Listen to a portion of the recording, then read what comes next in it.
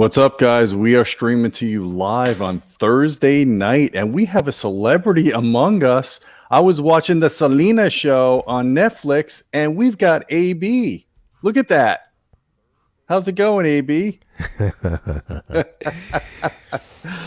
Oh, man, I always have to rib people when they come on this channel. Shane, it's awesome to have you here. This is Shane with Spare Change, in case anybody doesn't know it. You do have a striking resemblance to the Selena character that's being played on the Netflix series. I don't know if you saw that or not. I haven't seen it, but let me just adjust my audio quest. Oh, you got some. Oh, there you go. Yeah, there we go. I can hear it. Now I can hear you better. All right, good. So did you make sure the battery's biased on that, right? Yes, right here. So anyways, I want to go over streaming because I can't believe I finally got the system set up in the Audioholics family room, the smart home. I'll show you guys a couple of pictures here. So it took me a while, but I'm starting to get things settled. In the Audioholics Smart House, we have the family room system. That's the first system that's up and running. We have a Paradigm 5.2.4 system. So we got the Paradigm Premier Series speakers, the Elite in-ceiling speakers, 2 JL audio, 13-inch in-wall subwoofers. As you can see, these actually went between the framing of the partition wall before we put the drywall up.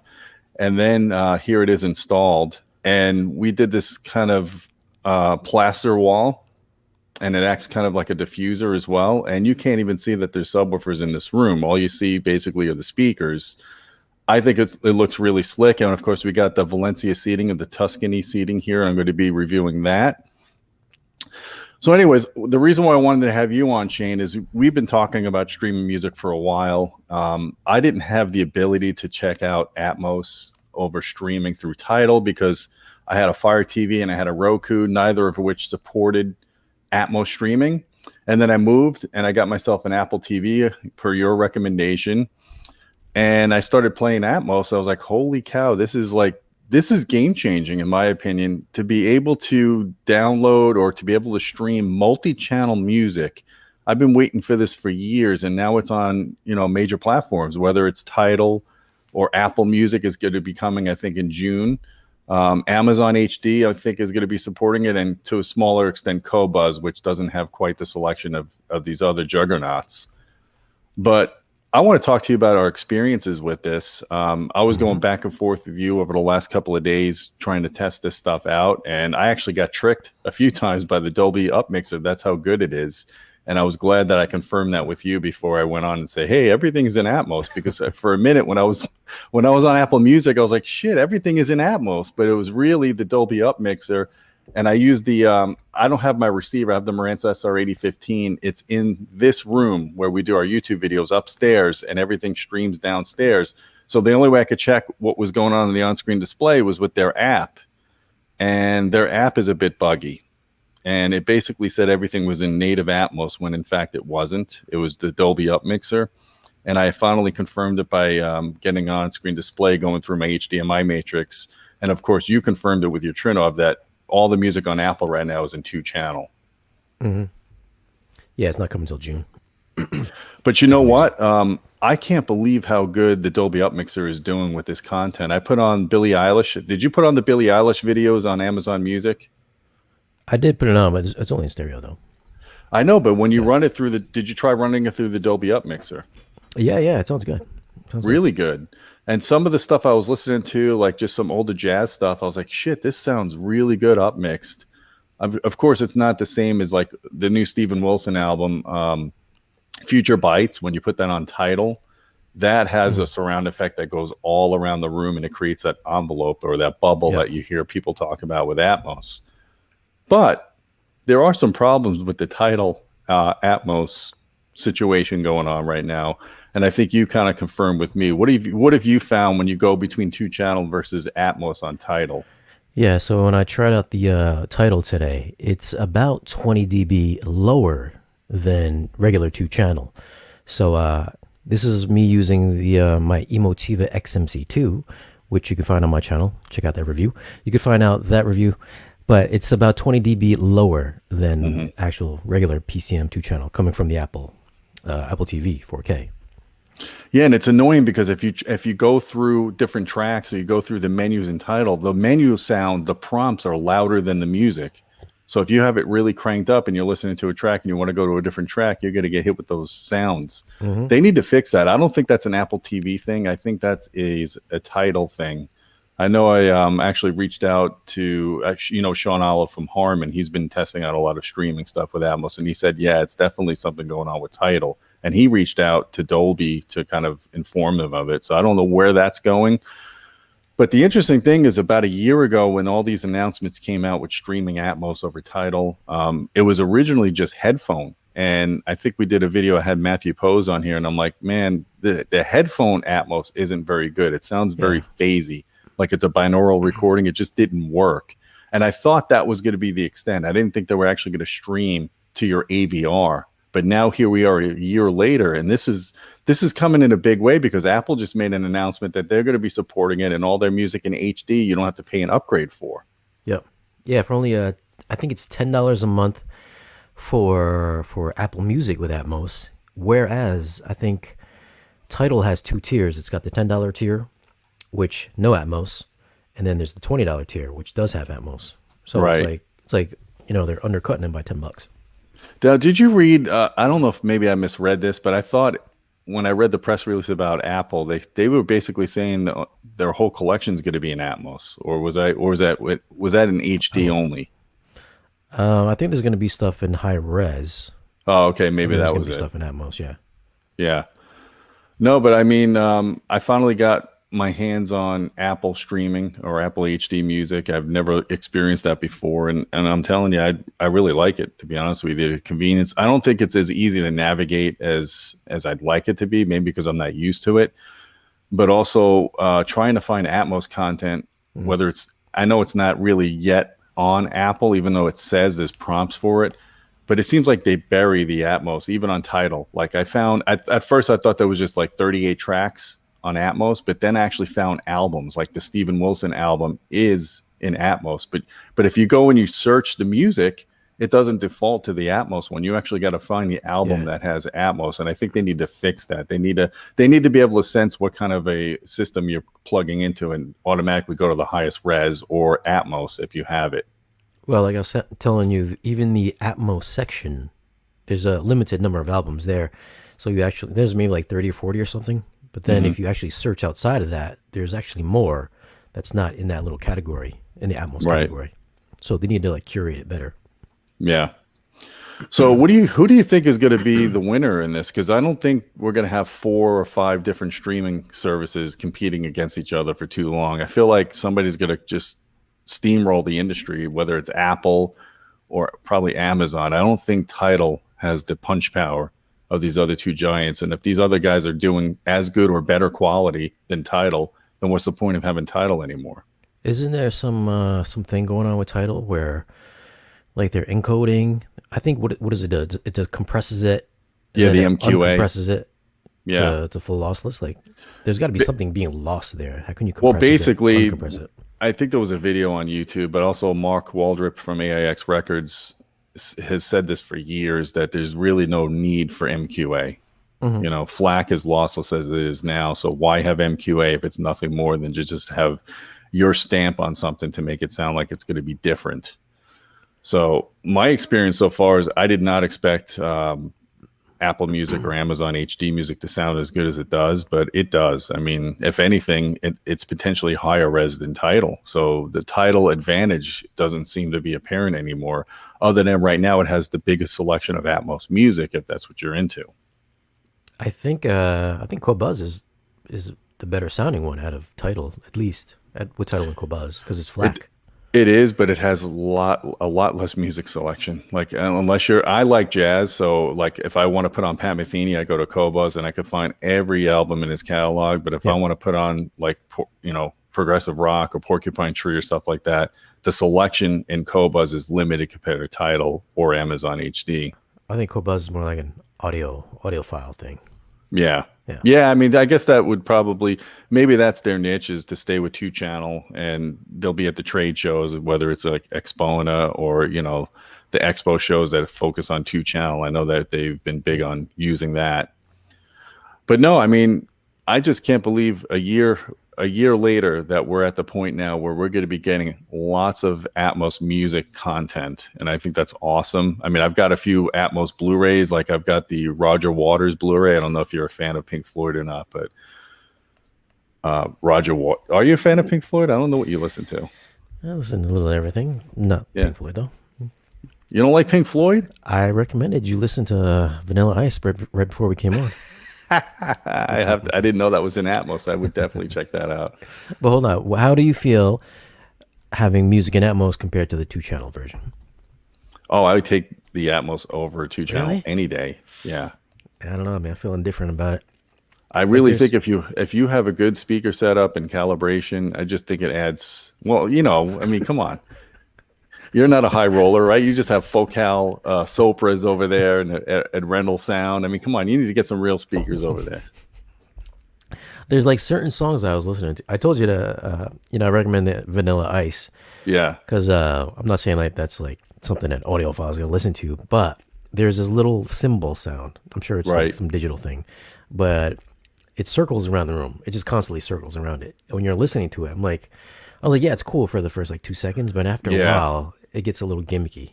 Well, I mean, that's even before our time when stereo first came out and the Beatles records first were doing that ping pong effect where Paul McCartney was on the left side, John Lennon was on the right side, and they're going number 8, number 8, number 8. I mean, it's the same kind of thing. So I think we're at the early stages of immersive surround sound music. So there's going to be a bunch of mixers that just overdo it for the effect of saying, hey, I can hear my speakers up in the ceiling now, so I know they're working. But I think over time that's going to be more matured. Like if you look at 5.1 music, I mean, if you look at the mixes that 2L record company has done, I mean, it's mostly mixes for ambience more than just having to go all around you, or the stuff that Steven Wilson and Porcupine Tree have done. They've expanded the sound field beyond 2-channel, but they didn't make it overly gimmicky. So I'm hoping that would be the case. I'm sure the pop stuff is going to be more gimmicky just because it's kind of a showcase thing. People just want to hear the effects, but I think for like orchestral music or jazz, maybe they'll just use it more to create the hall acoustics. Yeah, I mean, there's some stuff that's a little more gimmicky. Then there's other stuff that is that's a little bit more natural sounding, so it does capture the sound of the hall or the recording studio or what have you, where it's like a little bit light sounding in the surround channels and the top channels. And then some other stuff like I was listening to Prince too, like when Doves Cry, and there's kind of like his background vocals, they circle it at the top height speakers. I mean, really? It sounds really cool, but then at the same time, it's like it's a little off, but it's not realistic. It sounds cool though, and like stuff like that. Like I think some of this older stuff, they just want to play with it. They're just like, listen, this sounds cool. We're just gonna mix it this way, and then and there's other stuff that sounds good, the subtle stuff, but I feel like they're like these same tracks. If I listen to in 2-channel, I don't know if they're changing the phase or something in the front left and right speakers, but it doesn't have like a center channel. Like it doesn't image. There's nothing coming in the center channel. They don't put anything in there. Where if I listen to the 2-channel version, it images dead center. And then so maybe they're doing some type of binaural thing there, because I've heard that effect on headphones when they had binaural recordings. You don't get that focused phantom center. I don't like that. I definitely like to have a stable image, and I wouldn't want to sacrifice that. So we got a super chat here from Roy. He says, streaming Atmos or Up Mixer? Thanks. Actually, both. Like I said before, when I put on Apple TV a couple of days ago and I started listening, I thought everything was in Atmos. I got tricked. It was the Up Mixer that I had on, and Shane confirmed that. You'll know for sure when it's true native, either by checking your on screen to see the active speakers. There's like on the Denon and Marantz receivers, there's a section that says active speakers versus native. You got to look at the native side to see if all those speakers light up. But if only the active speaker side lights up and only 2 from the native light up, that means you're up mixing with the Dolby Up Mixer. Now, the Dolby Up Mixer can do a really good job depending on source material. Like I found when I was listening to that Billie Eilish stuff, and I was listening to, I forgot what I was listening to on on Apple TV, but it was like, holy cow, this sounds really good. Like I was really enjoying the surround effects that the Dolby Up Mixer was doing. And so, of course, I used center spread turn on. That way it didn't collapse my front sound stage to the center channel. It actually kept the imaging of the front speakers without doing that.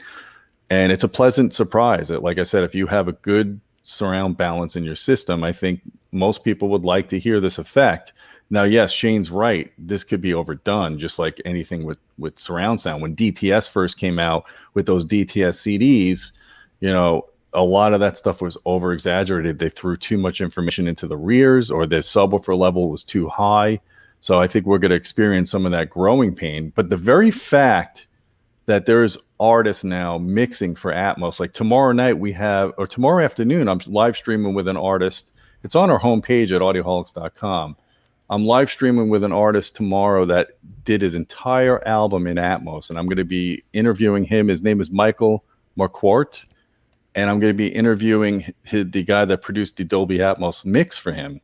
So this is something that's really catching on. There's artists that are going to the studio to mix their albums in Atmos. So I don't think this is going to be a niche anymore. I think for anybody that has, because Atmos, let's face it, Atmos is now not just in an AVR, but it's in sound bars, it's in your headphones. I mean, it's basically being populated in all the products. And Amazon, of course, has their own Atmos speaker. Is it Amazon? The Amazon one that's a 360 degree? Yeah. Yep. And I think Apple might have one too. So, so they're all trying to go beyond 2-channel because they want to control your purchasing decision on music because, obviously CDs are dead. So how are they going to justify you to start streaming if there's not something unique? Well, now the immersive sales point is a very powerful one for people that are into audio. And I think this is a good niche that's going to kind of go more mainstream than I ever anticipated, because I didn't think we'd see the day where we'd be streaming multi-channel music. Yeah, dude, I like it. I'm curious, you should ask him, you know how like movie soundtracks, I believe this soundtrack has like they have like different stems, there's the main one, then the stems have like, say, the helicopter, one has the dialogue, one has the music track, one has drums. So I'm curious, because I think when they record music, there's just like one mic, maybe one's on the drum, one's on like the singer, maybe the guitarist has one. Like, do they do stems on that as well? And if so, then I would understand how Atmos would work with that. But for older stuff where I don't think each instrument is recorded separately, or they kept everything on separate tracks, like how do they upmix that? And is that why we're getting more of a gimmicky thing? Because how do they separate that out from the rest of the my understanding is they actually have microphones designed to do immersive recording, like binaural recordings. I wanted to have Matthew Pose on tonight, but his daughter's not feeling that great, so I don't think he's going to make it. But we'll probably have to follow up. But I'll ask that question tomorrow at 3:00. In fact, if you're able to be around, please pop in and ask those questions, because I think this is going to be an interesting thing. But yeah, I think there's specific microphones now to do these recordings. And one thing I do want to avoid is what you said. I don't want to have these fake pseudo Atmos recordings populating the streaming services and actually giving people a worse experience than 2-channel music. So I'm hoping it's not going to go that route. Because I can see on the little Atmos viewer I have, you can see like the good stuff will look like it's channel based, where there's not objects floating around everywhere. So it's like everything is kind of stationary. So it's a little bit more ambiance rather than shit flying around. And then the stuff that kind of goes over the top, there's like all kinds of options. There's like voices. You can see the voices circling around the room. You can see where the drums kind of like blip in and out, or they zip side to side. I'm like, man, I was like, that's cool. And it's cool to look at. But it's just like, I was listening to like Shawn Mendes, and then I'm sitting there in the chair. I'm like, it's very distinct that his voice is coming from the back corners of my room. I'm like, I was like, it's kind of cool, but it's kind of like distracting, because keep looking over my shoulder. I'm like, all right, the man singing behind me, and also in front of me. I'm like, what? You're coming from everywhere. Yeah, so yeah. I mean, so you're saying on your Trinov, you could see the mapping of how the recording is. Yeah, that's that'd be a good video for you to do, man. Just kind of show that. I don't. Yeah, it's there. Yeah, I got one. Check it out on my channel, guys. It's called the Dolby Atmos Viewer. If you want to see what your Atmos mixes sound like, you can find it on my channel, Spare Change. Subscribe, hit the bell notification as well. He's not spare change anymore. He's got a $25,000, $30,000 processor. Come on, give me a break. You got to change the name of your channel, dude. You were right there, Mr. Storm Audio. Yeah, I don't think the Storm can do that. I don't think it can monitor the No, I can't do that. mix. Yeah, no, that's why we have you. That's why we bring you on our channel, because we have to slum around and kind of live vicariously through Shane from Spare Change. So someone was saying that the Atmos mixes on Apple are low in volume. Let me see if I can find that. But we don't really know if there's any Atmos mixes so far. Not yet. Atmos mixes on Apple TV sound low on Netflix. Oh, on Netflix. Oh, Netflix. I don't know. Is there anything to compare? Because what's on Netflix and Atmos that's also on physical media? Yeah, I don't know. I mean, I don't know if you could, and I don't think you could switch between Atmos and just Dolby Digital. That's the other important thing to note, guys. So all the streaming that we're doing in Atmos is still lossy. It's Dolby Digital Plus for Atmos. We're supposed to see true HD streaming with HDMI 2.1 and eARC and all that other stuff, but so far nobody's supporting that bandwidth. And when we asked, we actually reached out to Apple because they gave me a press account to kind of check out the streaming service. And they said that the bandwidth is, people don't have the bandwidth to do true HD, which that doesn't make sense, dude. That doesn't make sense because we're streaming 4K, and I don't know about you, but I've got Spectrum and I'm 400 meg up and down. That's a lot of bandwidth I think I can handle. I got to gig down. Like, how much data is in an audio? Not that much. Less than 4K video, I could tell you that much. Like way less. Yeah. So I don't know. Maybe that's just something we see in the future. But Dolby Digital Plus is about the same sound quality as what we had with DTS back in the day. Dolby Digital for music was terrible, but when Dolby Digital Plus came out, it was a lot less compression. You had just better sound. So it's not horrible. Of course, it's not the same thing as spinning an optical Blu-ray. But at the same time, you have all this music at your fingertips at your convenience. You can instantly switch between artists or whatever. You can't do that with a Blu-ray. You got to get up every time and put a new Blu-ray in. So I would take that inconvenience of streaming Atmos through my Apple TV to my system. And then if I really, really, really like something, I'll go out and I'll buy the Blu-ray on Amazon for $20. Yeah. You just bought the Apple TV, right? About last week or something? No, I got it like 5 months ago. I don't have the latest one that does the calibration of your TV. No, it does. There's a software update for that now, you know. Oh, there is? Yeah, I just saw it on mine like today. I don't have an iPhone though, so I can't do it. Yeah, I don't either. I do Android. I have a Samsung. Yeah, so what do you guys think? I want to hear from you guys. Who's streaming Atmos right now? What's been your experience, and what are some of the good recordings? Did you listen to the Doors Riders on the Storm on Tidal? That's one that really works well with Atmos, with the rain and the thunder sounds and stuff coming from above you. I didn't, but I did listen to LL Cool J, Mama Said Knock You Out, and it starts off very cinematic. Okay. Cinematic, yeah. Yeah, I have to check that one out. I've only listened to maybe a third of the tracks that are on the what's the latest on Tidal, but I got to go through it. Ooh, so would you pick streaming over LPs, over records, vinyl? Well, that's a whole different experience, to be honest with you. I still like spinning vinyl. I know it's ridiculous, but there's a tactile feel to picking up that disc, putting it on the turntable, and then hearing the clicking and the popping. My wife loves that stuff. I will tell you this: some of the older records that I have, the older jazz records, sound much better on vinyl than when they remastered it for CD.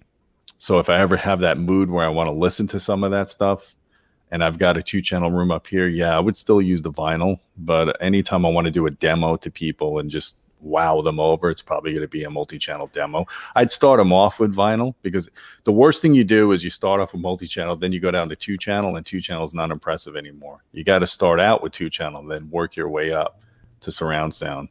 And I think people could appreciate both. But I don't know. Have you ever heard a actually good vinyl setup? Yes, I heard those big tower turntables where it's like big gigantic, what is it, like Ortofon or something like that. I've heard those gigantic things at shows. Yeah, I mean they're cool looking. Like, I'm like, what the appeal to me for vinyl is the fact that you can get that. It's not perfect, obviously.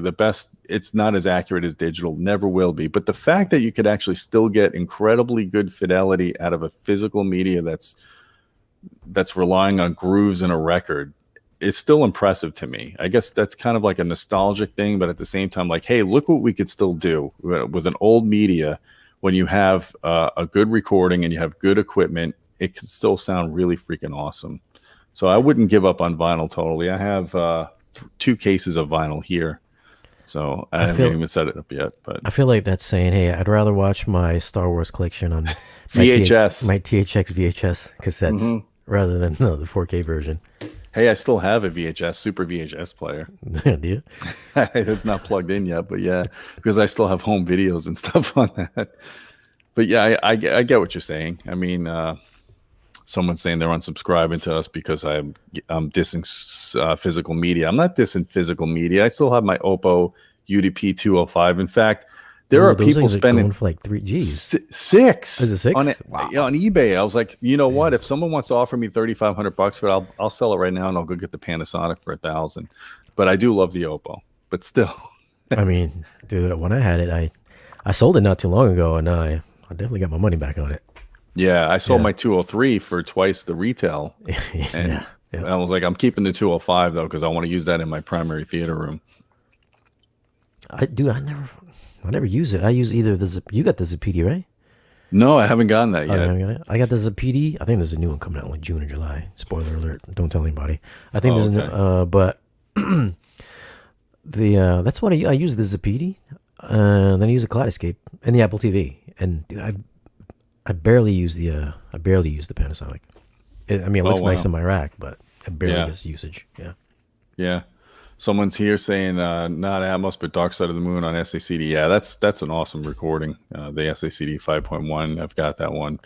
Actually, I think it's 4.1. I don't think that has a center channel on the one I have. I think there's different releases of it.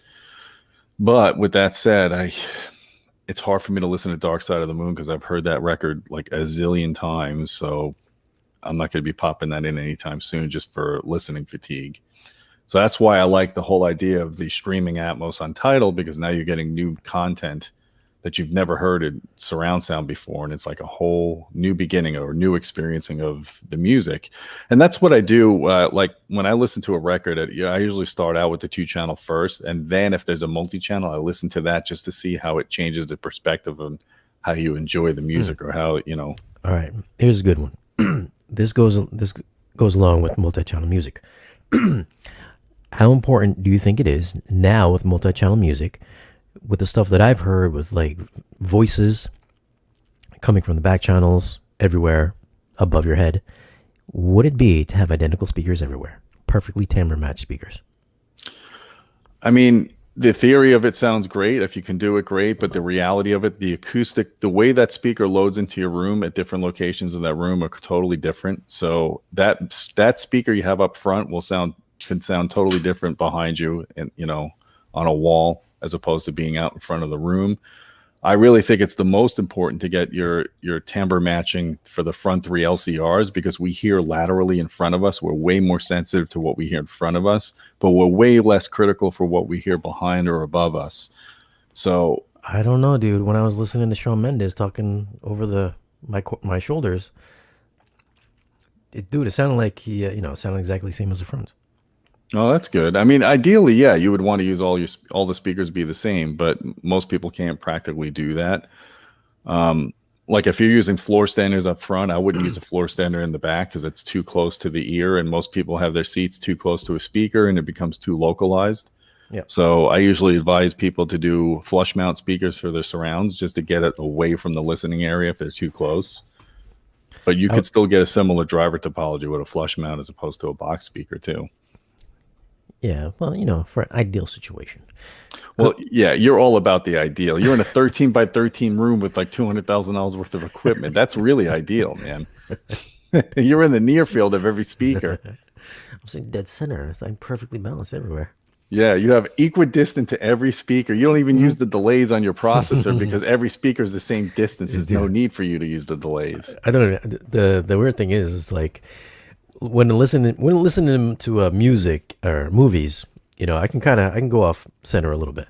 But for music, if I'm sitting there listening to Atmos music, I'm tilting my head a little bit.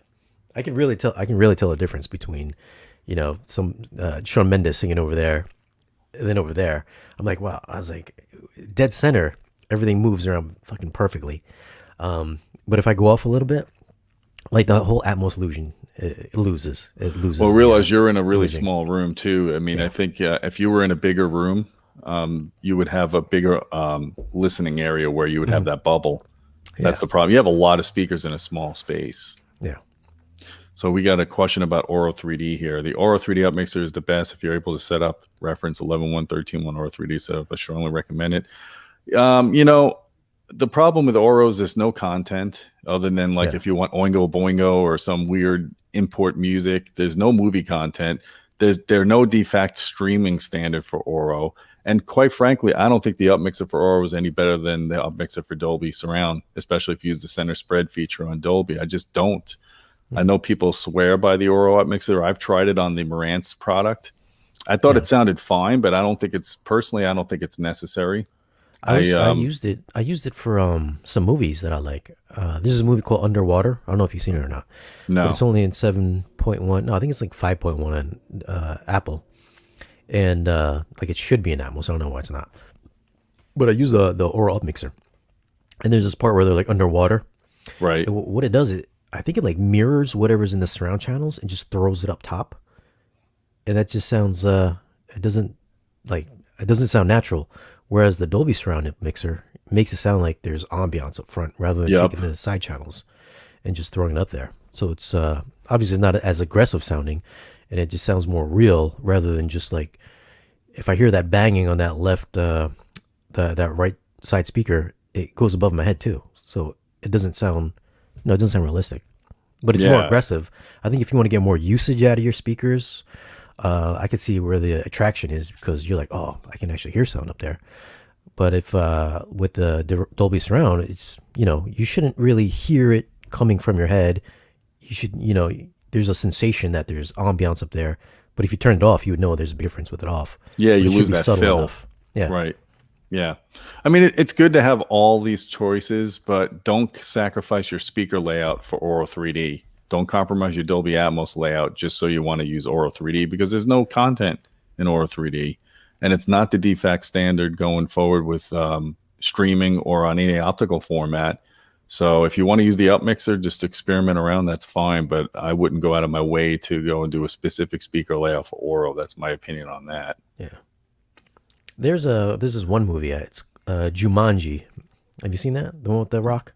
Oh, yeah. I love that movie. Yeah. This is one cool part. I have the Auro 3D or Auro 3D version. This is the part where they drop out of the ceiling. Every time they die and they come back, they respawn. Right. The Auro version sounds pretty cool because it sounds with the voice of God speaker, like directly above your head, and he just drops right down. On the Dolby version, it kind of like, I want to say, you kind of get a feeling like it comes above your head, but it's not as distinct as the Auro version. So I mean, certain mixes sound cool, like if it's native, not upmixing, like the native Auro 3D. Yeah. So I wonder how that would be like if you had the IMAX feature on a processor where you have a center height and a regular center. I wonder how it would mix in that. Have you tried any of the IMAX processing? I tried it for, there's really nothing to watch. I tried like Charlie's Angels. And there's not much really happening there. So it's like, it just sounded like regular DTS. Yeah. So you can't use that center height for non-native IMAX? It doesn't enable it? Yeah, no, because it would just be regular DTS, and I don't. Right. As far as I know, DTSX doesn't support center height. Yeah, I don't think it does either. Yeah. Yeah, so I mean, we've got some options here, guys. I think streaming music is really catching on. I'm really happy to actually see that. So I hope it's not just people using an Amazon 360-degree speaker or a sound bar to experience the Atmos. I hope people at least have at the very minimum a 5.2.2 system. That's like the core, and then you can just build upon that. But you can get really good results with at least a 5.2.2. I still like 2-channel. I feel like you're yeah, I do too. I mean, yeah. I have $16,000 speakers in my office for 2-channel. So don't say I'm not a 2-channel fan, but I like it all, man. I like to experience it all. It depends on what you're in the mood for. And you I think I could turn you into a vinyl lover if I ever have you here when everything's set up and you. There's a guy that I have. He's called Captain Analog. He came over my place and he calibrated my Marantz turntable. He spent like 6 hours using like laser vibrometers and stuff, getting everything. Gosh.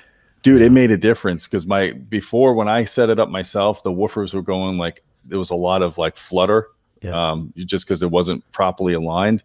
When he got that thing tuned up, that was gone, and the center image was like pinpoint. Like I got a really good phantom center. I'm like, holy cow! We put on the Dire Straits Brothers in Arms. It's a 4-disc, so it has less compression. So there's only like two songs per side. But we were A/Bing that directly with the CD and level matched, and I'm telling you, the vinyl actually sounded better, and I did not expect that.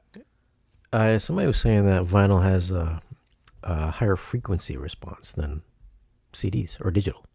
No, it doesn't, especially if you're doing like a SACD or whatever. No. So I mean, if you were to record your vinyl, would that not be the ideal way to do it?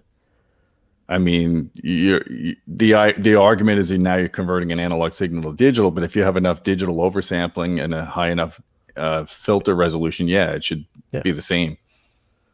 I'll give you an example. I have the Anthem STR separates up here, and when I use the analog to digital converters on them, I mean, these things were flat to 40-something kilohertz. It was like a piece of wire. I mean, there was no loss at all. The signal noise ratio was the best I've ever seen on an analog to digital converter. But that's not always the case. Like I had the Yamaha 5200 processor, and when I used the analog to digital converters on that, the noise floor went up 10 dB, and I confirmed it with Yamaha, and they're like, yeah, it's not a state-of-the-art analog to digital converter, but our DAC is. So they anticipate that most people won't use the analog stream. And I don't even think Trinov, I know Storm Audio doesn't even have an analog direct path. I don't even think Trinov does, right?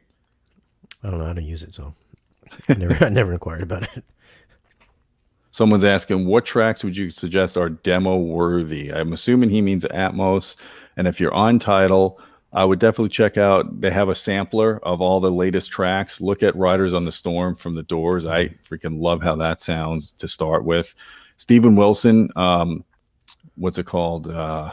His new album. God, I'm having a brain fart. Future Bites. That whole album is in Atmos. That's a really good sounding mix. It's so funny because I had Steven Wilson on my channel a couple of years ago. He's the lead singer, or was the lead singer of Porcupine Tree. And I asked him at the time, I go, this is back when he came out with Hand Cannot Erase, which was, in my opinion, his last greatest album before he went pop. And I'm like, do you foresee doing music mixes in Atmos? And he didn't even know what Atmos was. This is a couple of years ago, right? I go, well, Atmos is that you got speakers above you. He's like, we have a hard time getting people to have 5 speakers in their house. Now you're asking them to add 2 or 4 more. Well, now he's mixing in Atmos. So obviously someone got to him and said, hey, there is a future for this. We are doing it. Whether you do it with an Atmos soundball or use the bouncy house or you have people stick speakers in the ceiling, Atmos is here. I mean, listen, Apple and Amazon's got mono speakers that are doing Atmos. I've heard it. I mean... Does it sound like Atmos? This is what I don't like about Atmos. Like, I feel like they're watering it down. Yeah, they're spreading themselves a little thin here. It's like, I mean, first it came like phones. Now we're getting single speakers that do Atmos. Right. I'm like, come on, man. It was supposed to be like this premier home theater audio format. Now it's like, oh no, these. Well, the one that bothered me was the sound bars, like the $300 Vizio sound bars with up-firing speakers. I'm like, really? Come on. How about you just put better drivers in and get people at least to have good dialogue intelligibility for their TVs before you start throwing speakers all around the bar. Yeah. I don't know. I mean, yeah. Because I heard the Amazon one. It's like this little fucking little tub of speaker. Yeah. A little cylindrical speaker. And they turned it on. They're like, what do you think? I was like, it sounds bigger, but it still sounds like it's coming from right there. Yeah, it's coming from a single point in space. Yeah. There's only so much psychoacoustics you could do from one location in space, at least right now. But they've been doing that for years, though, like spatial audio or whatever. It's right. The same thing. I mean, Atmos should be distinct speakers and distinct sound. Like, that's what I think Atmos is, instead of just badge. That's how it started off, for sure. Yeah. I just hope Tidal can get their act together with the level problem, because I don't like having to crank. On my Marantz, I got to crank it up to like plus 3 dB on the volume control to get decent volume, where normally I listen at like minus 16. So like you said, it's about a 20 dB difference. Yeah. That's crazy. I mean, I could see a couple of dB, but 20 dB. And then if you, let's say you're listening to Tidal Music and Atmos, and then your wife comes along and she wants to watch a movie and she didn't change the volume control, she's going to get blasted out of the freaking room. And then she's going to hate the equipment even more than she already hates it. Yeah. Yeah, dude, I don't know. Maybe they're taking into consideration the extra speakers. They're just like, hey, listen. No, I just think it's a mess up. I don't think it's in consideration for that at all. I just think there's some technical glitch that they need to fix, and hopefully they'll do it. And we got a chat from Spider-Man, super chat from Spider-Man. Gene, should I buy an old 4200 Denon for the wides and a height configuration, or 4700 for the Odyssey editor app? It's either or. Either or. I don't get it. So either you're going to use wides or you're going to use the Odyssey editor app. I don't know why that's mutually exclusive. Why can't you have wides with the 4700 and use the Odyssey editor app? Yeah, weird. I don't know why. Why would that be? Did they take it out or something? I mean, if you're going to use Odyssey at all, then it's better to have the Odyssey editor app, because Odyssey doesn't get things 100, not even close to 100% right. And at least with the editor app, you can go and edit the curves, or you can turn things off, and it's worth having the editor app. And plus it's worth having a newer receiver anyway, so you have the later HDMI chips and all that stuff. So yeah, I would recommend getting the newer one. It's compatible with the new HDMI fix from Denon. Yeah, we're going to be doing a live stream on that actually next week, so with Sound United. So what is up with the new Yamaha receivers? They have 3 new receivers out. 3 of those too. Oh yeah, you're right, because the original Avantage, like the RX-A2, was announced when the RX-V came out. So they have 2 new receivers. My understanding is they didn't address the HDMI 2.1 issue. They're just using the same chipset, so maybe they're going to have a Band-Aid fix to it like Denon did as well. I don't know. They actually reached out to me about doing a virtual press event with us probably next month. So hopefully I can pin them down and ask those questions. And I'm trying to get their flagship in here so I could review it. And it's been a few years since I've done a Yamaha product. And I know you checked out the RX-V and you were like mixed bag on the cosmetics of it, because it looked good, but it was very plasticky. The new one looks like it might be the same way. Ew. I hope they at least have a heavier volume control on it, you know? Well, I would hope. I'm sure there's more powerful amps in there. Yeah, for sure. I mean, the Avantage platform has got pretty solid amp section. So someone's asking about Anthem. You know, your guess is as good as mine. I was supposed to get an MRX 1140 2 months ago, and I was supposed to test it out, put it in my rack, and have it run one of the systems in here. And my understanding is they're having production issues, and part of it is the Anthem, AKM factory burned down like a year and a half ago, and that was like the biggest supplier of DAC chips that they use. So it's hard to get those chips. Plus, there's so much stuff tied up in customs with shipping from COVID, and potentially there's some issues with them just getting everything together and manufactured. It's hard to get these receivers. It's hard to get any receiver right now, man. Unless you pay retail at Best Buy or even on Amazon, you can't get. It's really hard to get a brand new receiver from any of the suppliers, and it's hard to get it for us to do reviews. So I've been waiting for months on the Anthem. So I can't tell you when that review is going to come, because we don't have the hardware. I thought they were switching chip suppliers to like a different one. That's a rumor I heard too. Yeah. I think a lot of companies are doing that now. I know. I don't think Emotiv even uses AKM. They use Analog Devices, and they bought like a million chips. So they're ready for the future. Even when no one else can get chips, they have them. They planned ahead of time. Yeah. And then someone was asking about Onkyo. Yeah, I heard that Onkyo is coming out with DRAC enabled receivers. I haven't seen it yet, but that's what I'm hearing. That was months ago too. Yeah. I feel like if you are going to buy something new, maybe just wait for the 2021 models, because everything from 2020 has been kind of crappy. Yeah, you're right. It's kind of like a Band-Aid year, as we're waiting for HDMI 2.1 to settle. Someone's asking about, did you listen to the Paralisten speakers? I haven't listened to them. James Larson, who is doing 90% of our loudspeaker reviews, has given them a glowing review. They're on our homepage of the second article down. They're the best measuring speaker to date that we've ever measured, and he's measured hundreds of speakers. I'm going to be having Per Listen on next month for a live stream to go over the technology behind their speakers, and I'm getting the same speakers that James had in here in August. I'm going to put them up against my Revel F328s and whatever else I have in the house. I'm very curious about these speakers. This is kind of a breakthrough in what they were able to accomplish and how this thing measures. And I just can't wait to actually hear the end result of it, because it looks, I mean, it makes sense. The design makes sense. People argue about the cosmetics, and I understand they're not the prettiest. They're not a focal. I mean, focal speakers are gorgeous, but I'm more of a performance-oriented person and care about looks later. But yeah, I mean, I'm very interested in hearing these speakers for myself. I think they're going to be at Cedia. Shane, are you going to Cedia? No. Oh man, it's not too far for you. I mean, it's in Indy. Are those Colorado? No, next year. It's in Indy this year. Oh. I mean, what is that, like a 6-hour drive for you? Dude. Is it more than that? I drive my Mini to. When it goes to New York, I'll go there. Oh, okay. Oh, you should go to Cedia, man. Cedia is a good show. You get a lot of good contacts there. It's actually a more important show for what we do than any of the other trade shows out in the industry. And I'm glad that it's actually coming back, because it's been, what, 2 years? Yeah, 2 years since I've been to a Cedia or a trade show. Yeah, I guess. Do you guys have to wear masks over there? I think it's like optional now here. No, it's optional now. I mean, I wear it when I go into public places where I'm around. Even though I'm vaccinated, I still wear it when I'm around a lot of people. But I mean, when you go to the gym, it's kind of hard to wear a mask when you're benching. Yeah. You know, you got to be reasonably safe. But I don't know what they're going to do at Cedia. I'm imagining they're going to probably tell people to wear masks, and I'll bring them anyway, just in case.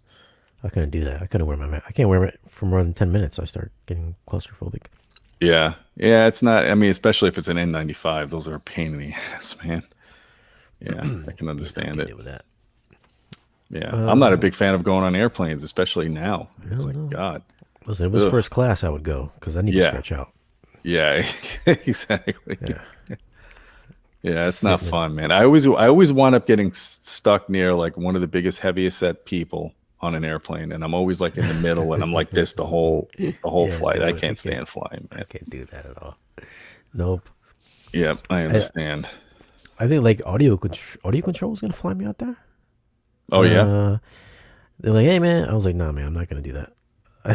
You can give me private jet, then I'll go. But private jet. Listen to him, Mr. Trinov. That's gonna be your new nickname is Mr. Trinov.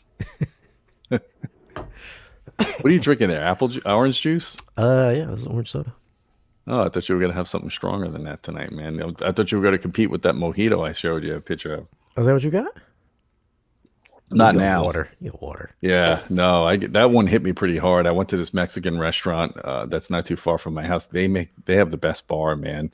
Last time I had the rum punch, it was like it was like a big freaking thing like this, and I had to sit in the restaurant for like an hour after I finished, because I was too lit from that.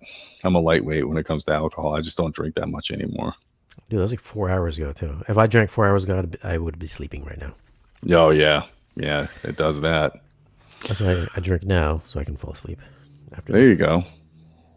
Well, shit, man. Well, we got a lot of options now for streaming. Why don't you guys tell us what your favorite streaming device or your favorite streaming service is? Is it Tidal? Is it Qobuz? Is it Amazon? Is it Apple? Or is it Spotify? I mean, I actually don't even use Spotify. I haven't used Spotify in years, and I stopped using Pandora because Pandora actually sounds crappy to me now, and it's all commercials.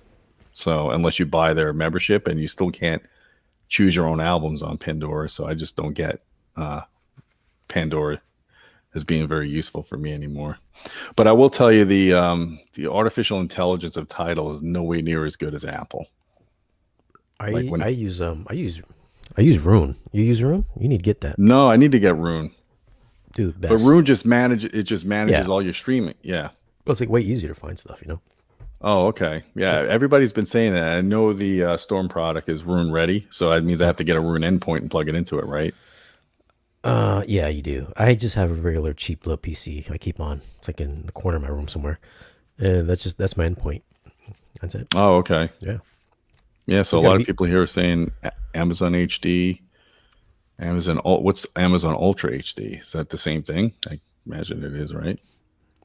I've never tried. What is it? Is it free with your membership? With Prime membership, I think it is. Yeah, I think it is.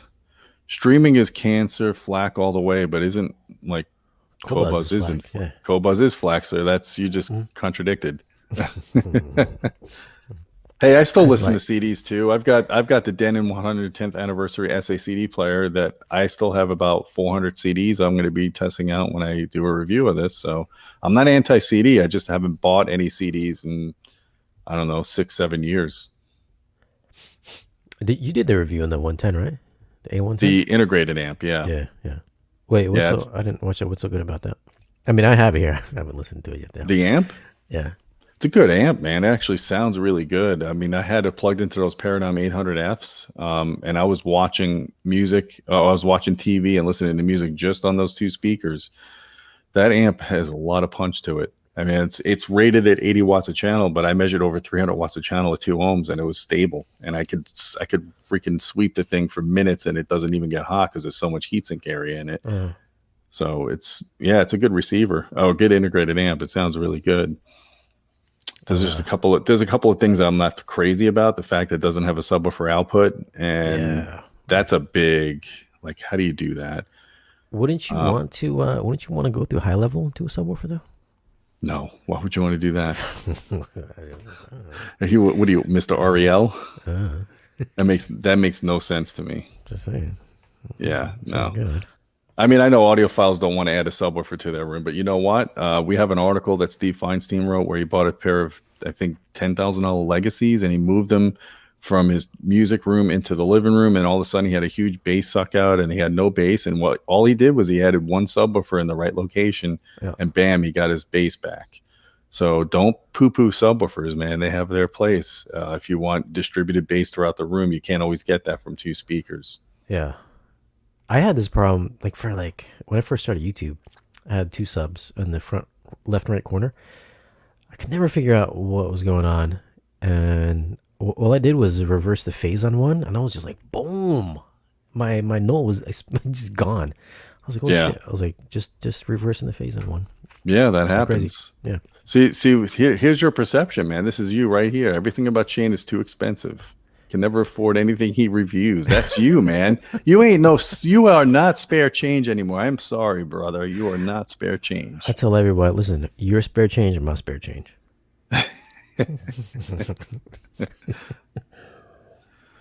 Rune is not expensive either. Rune is what, $700 for a lifetime? Okay. Subscription? I think that's pretty good. So is it better than like using Yamaha Musicast and Denon Hios and all that stuff? Those are garb. Yeah. Garbage, yo. Garbage. The only thing I do like that's kind of close to it is Blue OS, whatever you want to call it. Oh yeah, I heard that's really good. Yeah, that's really good. Other than that, I think that's like the second best. Then I would go with the Rune. Okay. Mm-hmm. Oh, we gotta look at that. I'm just looking at the comments here. A lot of stuff about you with your spare change, man.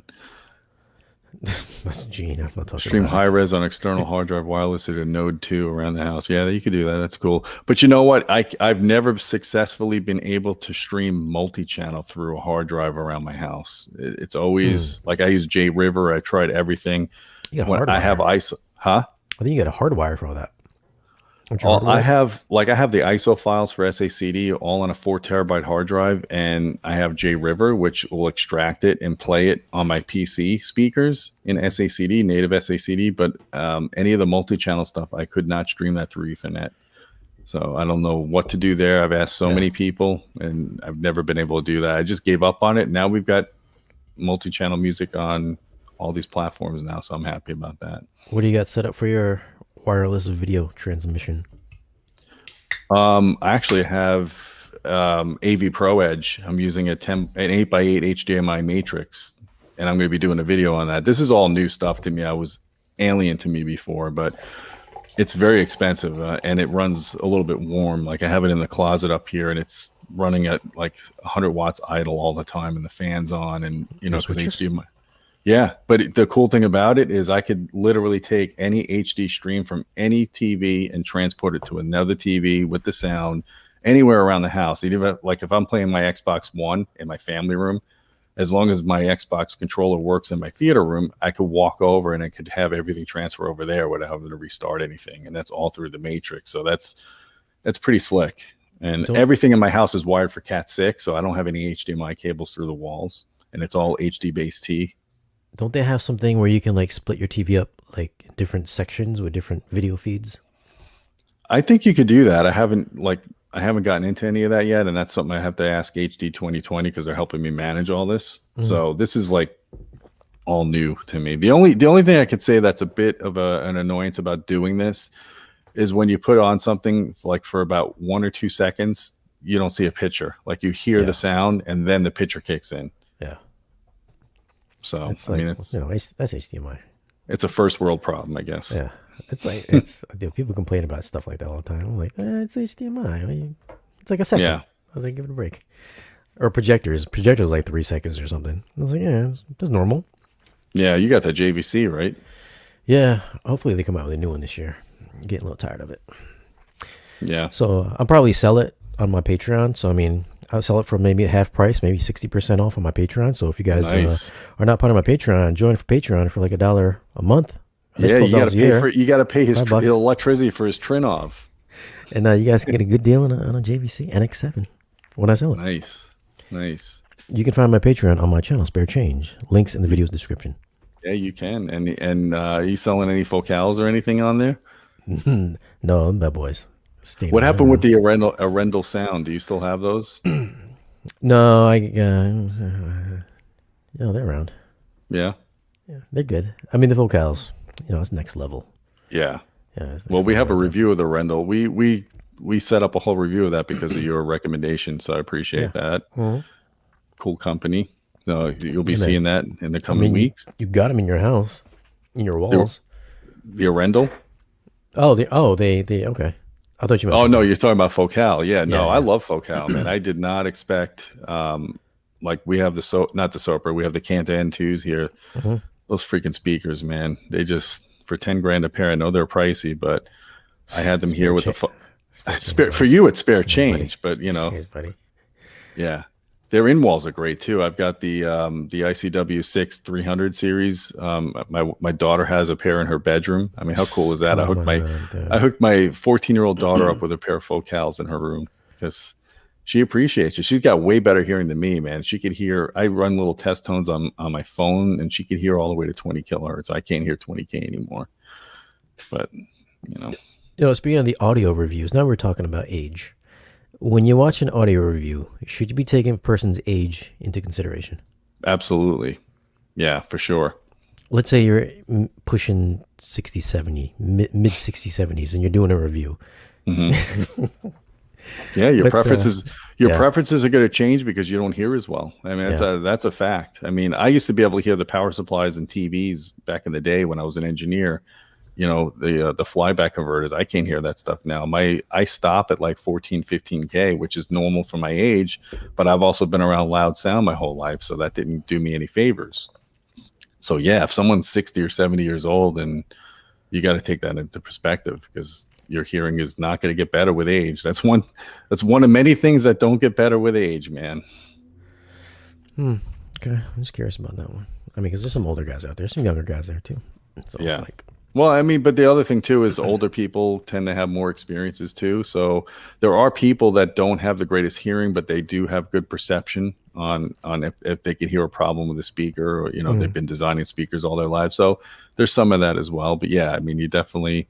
That's why it's always good to have measurements and listening tests, and then try to correlate the two. Specs matter. Measurements matter. I won't bring up that one, but man. Oh, hold on. So what Arendal speakers did you guys get in? I think it's their bookshelf it's an MTM. Mm-hmm. The big ones or the little baby ones? I think they're 6.5. I'll tell you in a second. I'm going to look on all these reviews are up. They're just not published. The written review or video? Yeah, the written. No, we don't have the I actually got James Larson a camera so he could start going on. So we got the 1723 monitor THX. Is that the one you had? I had the middle ones, the smaller ones. Okay, so these are $1,000 each. Yeah, are they $1,000? Yeah, I guess that's about right. Yeah. Yeah, they're pretty heavy. They're pretty big they're an MTM, so they're pretty big for a bookshelf. They're freaking huge, yeah. Oh shit, they weigh 58 pounds. Oh no, 20. Yeah, 58 pounds each. Yeah, dude, they're bookshelves, but they ain't small. So I don't know if I'm supposed to say this or not, but the people that designed the Arendelle sound speakers are also the ones that worked on Paralisten. So you know that there's you can tell just by looking at it. They're the same. Yeah. Yep. There's some good engineers out there, man.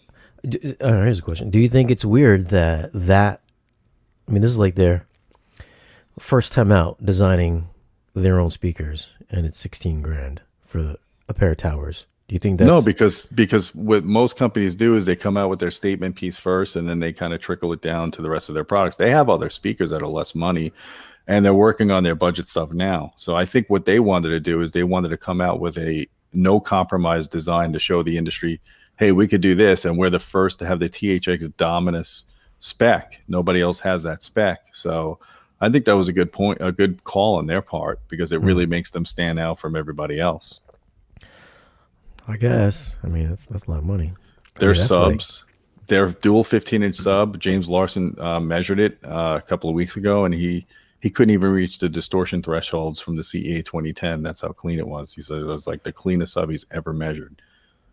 Interesting. It's a beast. You gotta get a couple of those. He's supposed to send me something. I don't know what's going on. I'm trying not to get these big subs anymore because they're pain. I got to go up a flight of stairs, and it's like, oh yeah, man. Trust me, when you have the back problems that I have, you don't want to be lifting those subwoofers up steps. Luckily now my theater room's on the first floor, and I don't have to deal with that. But my music room, this is my office, is up steps, so I don't want to really move a lot of heavy equipment up here if I could avoid it. Mm-hmm. Nice subs though. I mean HDF. I mean the Rendells are HDF too, instead of MDF. That makes a difference. It's like for sure, solid. Shane needs some micros. There you go, man. These are your new subs right here. I got one of those. I got one. They're right there. Oh, there you go. You got the thing. Yeah. You got the camera set up differently. Yep. I got a pair. I was supposed to do the review this week, but I was too busy sleeping, so I didn't finish it. Yeah, I wish I had your life. You have all the time in the world to sleep.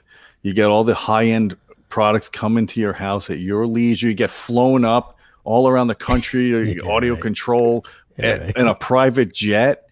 Man, spare change. I wish. Jesus, I've been doing this for over 20 years, and I don't get the white glove treatments you get, man. I wish.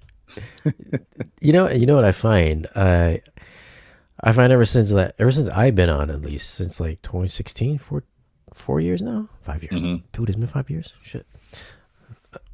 I found like all the newcomers that come up now that do it, I feel like their channels grow way quicker nowadays than like when I started. Yeah. Well, some of that, I noticed that too. And YouTube seems to favor newer content, newer channels. And some of it is production. I mean, your production's awesome, obviously. But some of these new guys have they're making freaking movies, man. They don't have a whole lot of knowledge when it comes to home theater, but it sounds like they do because they make movie level videos. And I'm wondering if the algorithm favors that as well. Dude, I don't know. It's weird though, because I remember it took me like a year to get 3,000. I see some of these guys that get like 17 in a year. I'm like, dude, I was like, what are you guys doing? Yeah. So strange. I don't know if they're using Google AdWords or what. I have no idea. Yeah, so we're way off track now. I just basically wanted to talk about streaming HD. I guess I got really excited when I haven't listened to surround sound in like 4 months since I moved. And then I finally got this 5.2.4 system set up in my family room, and I started streaming Atmos, and I literally started crying because I got to hear immersive surround sound again, and I haven't heard it in so long. And I was like, man, I got to stream about this. So then here we are. So you don't have the Storm hooked up or no? Or yeah. Not yet. No, I bench tested it. It's right here actually. So that's going to get hooked up in June. The week of June 7th, we're building out the racks in the Audioholics Smart Home Theater. I'm hanging up all the Gramani acoustic treatments. And then the week of the 14th, RBH is flying down. They're going to help me set up the speakers And I think Storm might actually come and help us with the calibration for D-Rack and the bass management stuff. And we're going to do some videos on that. So hopefully, knock on wood, by the end of June, my theater room will be up and running again. Okay. All right. When's that found? You get the Founders? You don't have the Founders, right? Not yet, but I've been really enjoying the Paradigm Premieres. Yeah, I mean, for an inexpensive speaker, if you supplement them with bass with some subs, those speakers are really good, man. Really tonally neutral speakers. They image really well. I just did not expect that. Like, I knew they were going to be good because James gave them a favorable review, but everything he said in that review was spot on. I really like in the past, I've had Paradigm speakers and they've always been a little bit bright, but these are really neutral. They don't have that bright sound that like the Prestige series had. Yeah, I'd like to get a pair of those in. Well, the new stuff. Yeah, the Founders is. Yeah. I know there's a dealer up the road from me that he has the 120s, and he says they kill. For that price is like nothing in that price range that they sell at their store comes close to it. So it has the active like 2 kilowatt subwoofer for the 2 kilowatt amp for the bass drivers. So did the Rendels measure well? Yes, very well. Yeah. In fact, guys, I'm going to put the Arendelle review on our Patreon channel. It's not going to go live for about 2 weeks. I'm just going to load the Patreon channel tonight with a bunch of our unpublished content. You guys can check it out there if you become a member. Don't forget about Shane, Spare Change. Check him out, YouTube/Spare Change. Help him out on Patreon if you like as well. You got to pay for his electric bill. He's got, he's rolling with... Yeah, he won't do a Class D amp. He's got Class A all around, man. He's got to have that bias on all the time. He's got to be audiophile. And the lava lamps too, right? No Class D here, buddy. No Class D? Oh, man, you're missing out. Class D is the future, my friend. And the best measuring amplifiers out right now are Class D, the Purify from Bruno Puzzi's. That thing has lower distortion than my Audio Precision. And so I couldn't have said that 10 years ago. So does digital, but people like vinyl, though. Yeah, I like vinyl. I know it's inferior to digital, but I still like vinyl. So, I mean, everybody has their preferences. I admit that vinyl will never be as accurate as digital, but I do like it. So, subjective. There's always a subjective element that people have preferences for. Hey, I say it all the time in my reviews. Subjective. Yep. I might like it, you might not like it. It's true. That's my way. That's my way of getting around. You're an asshole for reviewing this way, Shane. I was like, hey, it's subjective. Yeah. What do you want me to tell you? For sure, man. Everybody's got their take. And then they'll say, we're going to go to Gene's channel because he takes measurements. Sometimes that backfires on me because when I make a statement that I prefer a vinyl disc over a digital disc, they'll be like, well, show me the measurements. Do a double blind test. I'm like, oh, fuck, what did I do now? Why can't I just like enjoy something and say I enjoy it without having to say that there's a technical reason? I was like, hey, man, this is my idea, but this is my thoughts. If you want measurements, go to Gene's channel. Yeah, well, I'll take that. Or Aaron. Aaron has. I'm glad Aaron's doing that stuff now, and Amir's doing measurements. So there's a bunch. There's alternatives. If we didn't measure something, there's good sources of information out there as well. Mm-hmm. Those are good. All right, guys. Well, we are wrapped up. Don't forget about our Patreon. And don't forget tomorrow at 3 p.m. we're going to do that. We're going to have that guest on that did his entire album in Atmos. His name is Michael Marquardt. And the album's called Lifelike. And you could actually download a Atmos test track up until the 23rd of this month. So you have 2 days to download that test track when we do the live stream. So you could stream Atmos and see if you like his music, and then you could buy the Blu-ray, or you can go and you can buy the entire album digitally, and you could stream it to your computer or stream it through your audio system, whatever you want to do.